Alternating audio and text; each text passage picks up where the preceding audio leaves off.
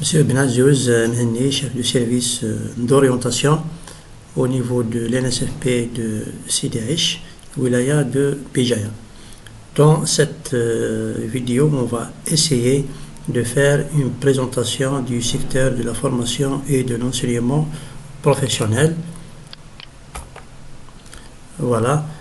Commençons par la présentation des établissements de formation professionnelle qu'on trouve deux établissements. On trouve les CFPA et les instituts. Les CFPA, c'est les centres de formation professionnelle et d'apprentissage, qui sont des établissements publics à caractère administratif, c'est des EPA. Ils constituent le réseau de base de l'appareil public de formation professionnelle.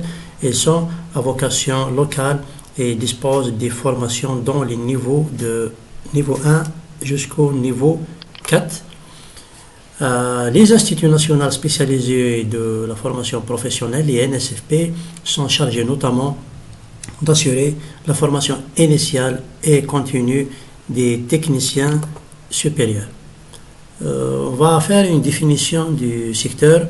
Le secteur de la formation professionnelle permet aux jeunes de se former et d'acquérir des qualifications afin de s'insérer dans la vie active, insertion socio-professionnelle. Les missions du secteur de la formation professionnelle.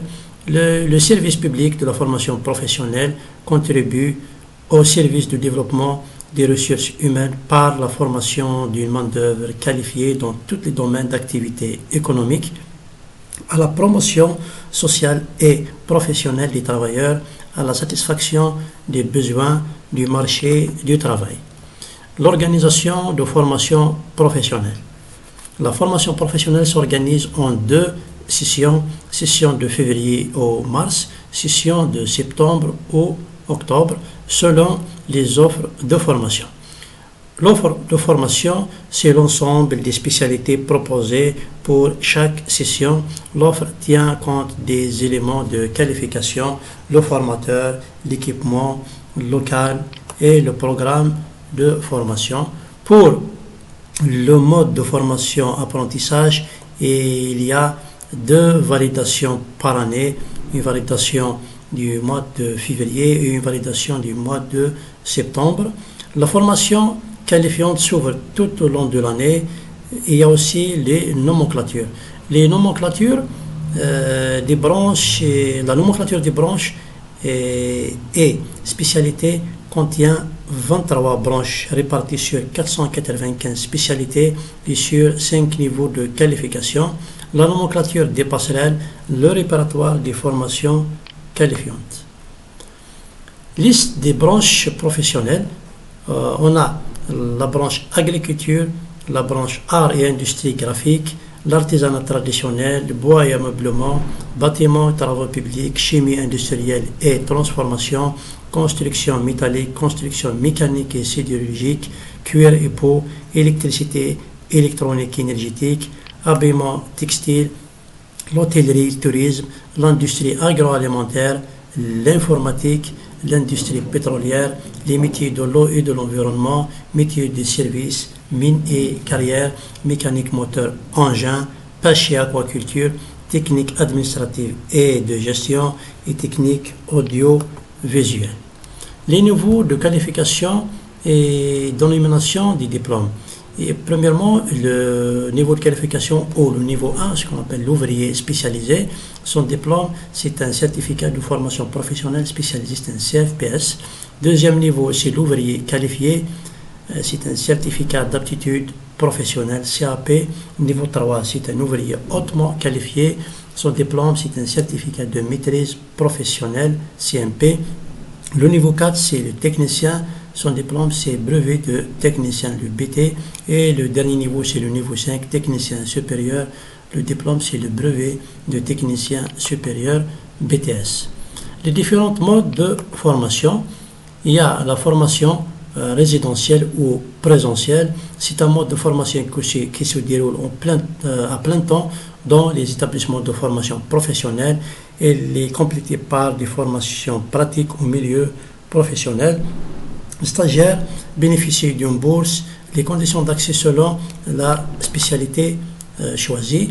Il y a le mode de formation par apprentissage.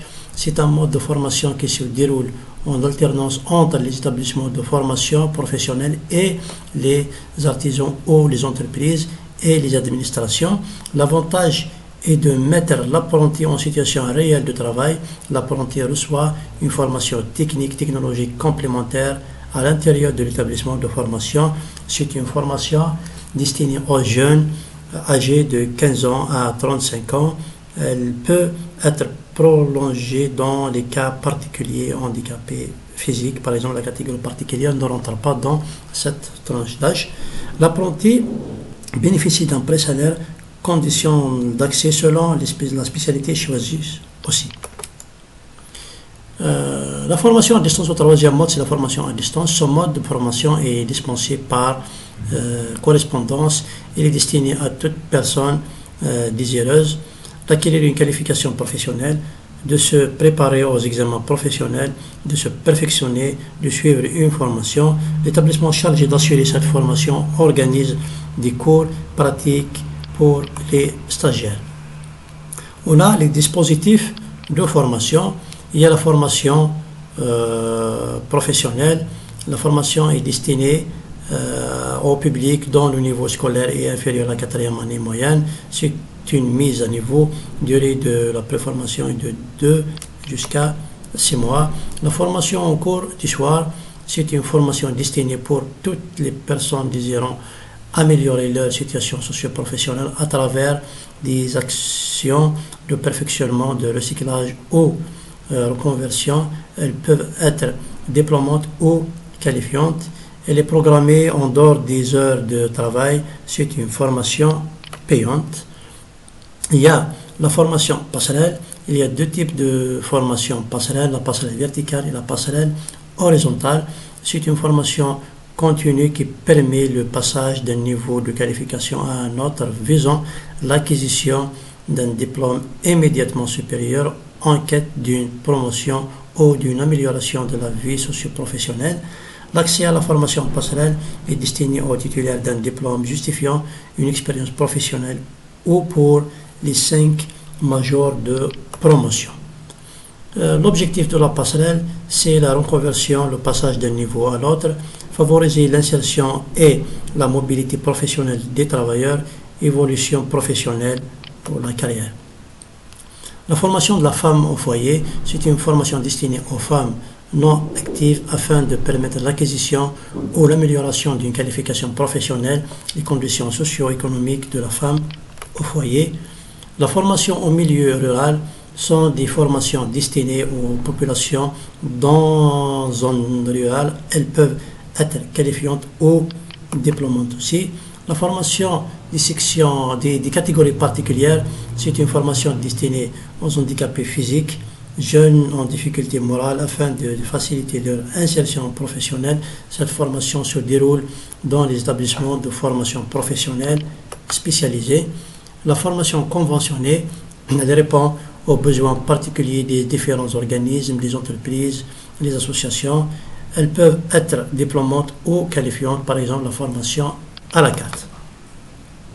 Huitième dispositif, c'est l'alphabétisation et qualification. S'adresse aux populations ne maîtrisant les savoirs de base académique, savoir lire et écrire et compter.